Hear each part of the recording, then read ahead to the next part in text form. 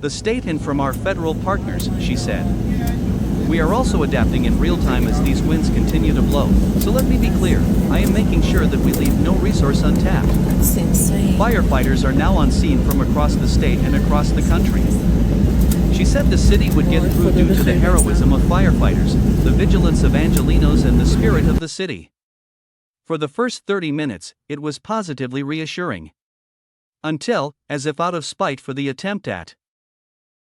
But in order for me to fill the tanks, I had to ask the fire department to stop fighting the fire, and that's a very tough operational decision to make, she said. Base also beat back criticism that the city had been lax in preparing for potential fires and that she is responsible for reduced budgets at LAFD that could be hampering the response. Let me just say that we are actively fighting this fire, and this is a time for vigilance and action, not speculation, she said. This is a time for Angelenos to come together united to protect themselves and their families and also each other.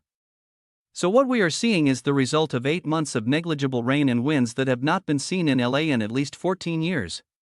It's a deadly combination, and I've been in constant contact with our fire commanders on the ground and our partners at every level of government. That result is the apparently ever-expanding Palisades fire, clocking in at over 15,000 acres, and it has destroyed more than 1,000 structures. It has devastated entire neighborhoods, and when combined with the others, the impact on the region is mind-boggling. AccuWeather released a preliminary estimate putting the total damage and economic loss from the devastating wildfires at $52 to $57 billion. This is already one of the worst wildfires in California history. Should a large number of additional structures be burned in the coming days, it may become the worst wildfire in modern California history based on the number of structures burned and economic loss, AccuWeather chief meteorologist Jonathan Porter said. According to the report, the company's estimate incorporates independent methods to evaluate direct and indirect impacts of the storm, includes both insured and uninsured losses, and is based on a variety of sources, statistics, and unique techniques AccuWeather uses to estimate the damage to property, job and wage losses, crops, infrastructure damage, interruption of the supply chain, auxiliary business losses and flight delays or cancellations. Hope. The Santa Ana's welcomed base home with another emergency, so I just want to announce very quickly that we have a new brush fire that has just broken out within the last 5 minutes in the Hollywood Hills near Runyon Canyon, said LAFD Chief Kristen Crowley, who moments earlier had been explaining her department's efforts to handle the already unprecedented Palisades fire. I don't have a lot of information. I can tell you, we're throwing all of our available resources at it as we speak. I am seeing active water drops as we speak. As we have more information, we'll disseminate this to all of you, but I'm going to go ahead and excuse myself so we can go ahead and start to strategize and move towards mitigating this additional major emergency in the city. What was quickly named the Sunset Fire demanded immediate attention from an already overworked and understaffed public safety system. Speak. I am seeing active water drops as we speak. As we have more information, we'll disseminate this to all of you, but I'm going to go ahead and excuse myself so we can go ahead and start to strategize and move towards mitigating this additional major emergency in the city. What was quickly named the Sunset Fire demanded immediate attention from an already overworked and understaffed public safety system.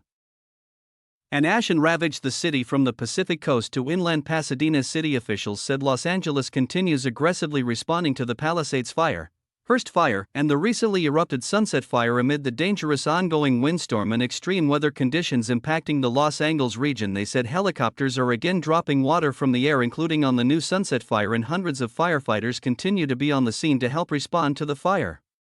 Emergencies.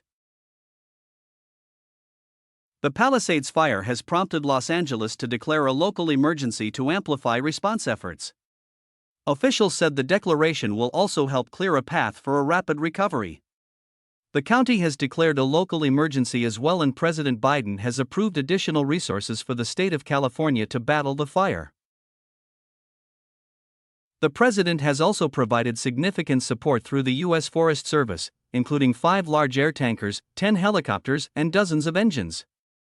The situation in Los Angeles is highly dangerous and rapidly evolving.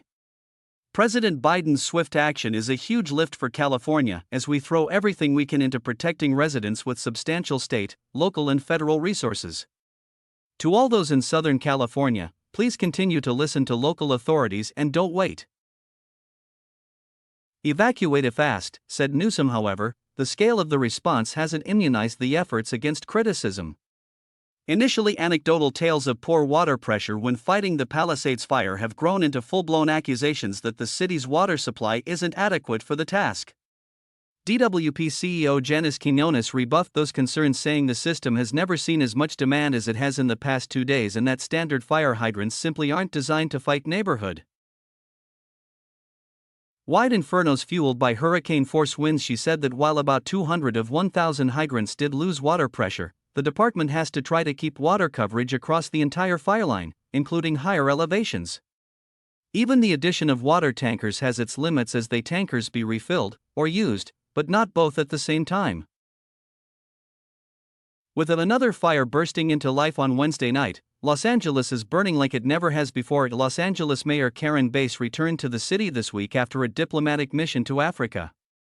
Shortly after arriving, she convened a press conference featuring the respective public safety officials who have been spearheading the city's response to apocalyptic wildfires. In her absence, our strategy included preparations and pre-deployment, and it now includes fire crews from around